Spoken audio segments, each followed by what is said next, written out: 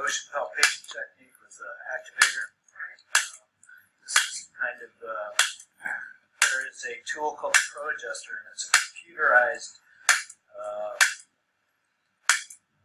device, and it also puts multiple impacts into the spine.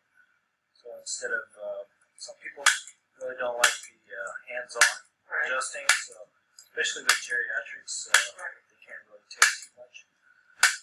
And for kids, it's consistent and reliable.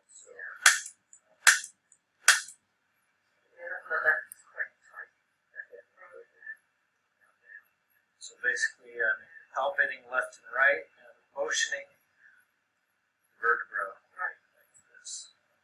So that way I can feel which way the motion is and the restriction. You're going to head